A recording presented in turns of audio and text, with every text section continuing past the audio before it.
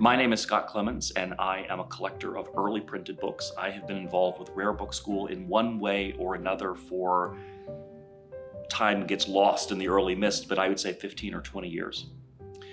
The first class I took at Rare Book School was descriptive bibliography.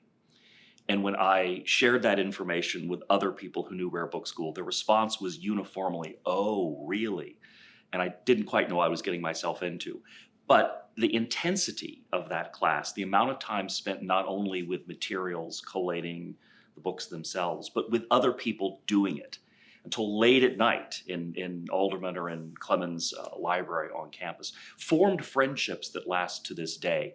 And I think of that now as almost sort of a Stockholm syndrome of being prisoners together for 4 or 5 late nights in a row.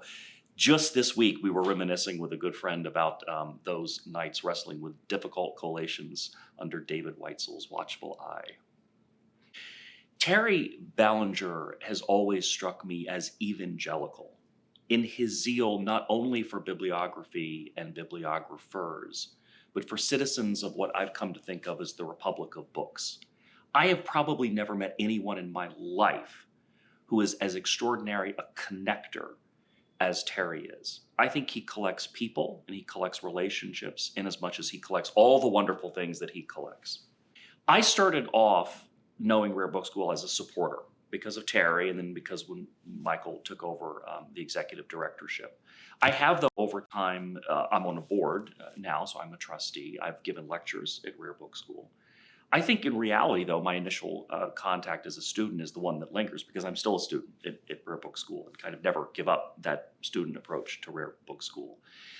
The evolution has been remarkable, though, in the breadth of subject matter under consideration, to the degree that sometimes I look at a new catalog when it comes out and I think that would have never even crossed me as a field of bibliographical pursuit. And yet there it is, and good for Rare Book School for not only responding to the needs of the scholarly community, but identifying it in some cases before it even becomes mainstream. And then, of course, the geographic broadening of Rare Book School away from the campus at Charlottesville, away from the mothership, if you will, into other institutions in other parts of the world, not only highlights other collections, it makes it more accessible to other students, it makes it more accessible to other teachers. That's been the development, I think, of which I'm proudest as a trustee over the past 5 or 6 years, COVID notwithstanding, and I look forward to that continuing to broaden. I think we live in this republic of books. And it's a constellation, and there are institutions and organizations that contribute to it.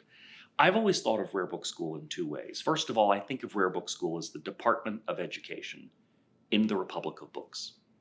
One of my most enjoyable experiences at Rare Book School is seeing, and it's usually first-time students, come to the school and encounter the physical artifact for the first time.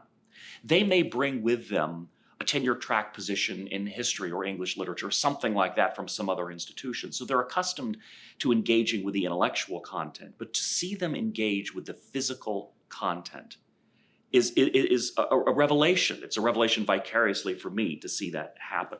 So the way in which Rare Book School puts those tools into the toolboxes of people who then take them back to their communities and their institutions, there's no other word for it but evangelical. The other role, though, that I think Rare Book School plays in the Republic of Books is they're kind of the department of recruitment. Because there are a lot of people engaged with the intellectual aspect of this material who either don't fully appreciate or they undervalue or may even be unaware of the value of engaging with the physical artifact itself. So as a recruitment department for the Republic of Books, I think Rare Book School plays that important role as well. The other thing that first-time students always remark upon is, am I allowed to touch that?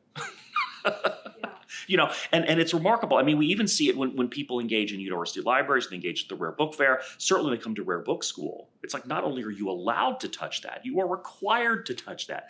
Touching it, smelling it even, don't taste it, but interacting with the items physically is part of what makes Rare Book School, the access to materials that otherwise people may not interact with on a regular basis. I benefited from that. As a young undergraduate student, walking into the Rare Book library at Princeton University and being very fortunate to meet curators who not only curated the collections, but curated the people who used the collections. That access, in my own experience as still a teenager, was formative. Rare Book School is passing that on. I think those more enlightened rare book libraries are passing that on and engaging people with the physical artifact of whether it's a book, a manuscript, a print, a photograph, whatever it is. There's nothing like the human haptic sensation to actually get you hooked. So I'm not a professional librarian or curator. I'm in the business world.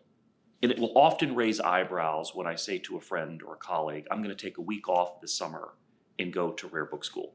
You can imagine what the response to that is. How nerdy are you?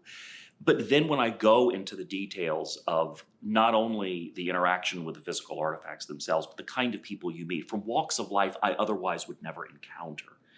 To me, that's the real secret sauce of Rare Book School. A student at Rare Book School will learn a lot in the classroom. She'll learn just as much outside of the classroom. It's the people you meet, the friendships you make, the contacts you make, particularly for people who are in the rare book world professionally, of inestimable value. And the breadth of people you meet, inestimable value. It's a pretty open access organization at Rare Book School. There are costs to running programs. There are also a very well cultivated sense of donors who make that happen. The scholarship program at Rare Book School is rather robust. I think a potential attendee at Rare Book School should never let finances be an obstacle towards attending. The real purpose, or the real requisite for attending is the intellectual curiosity and the information itself.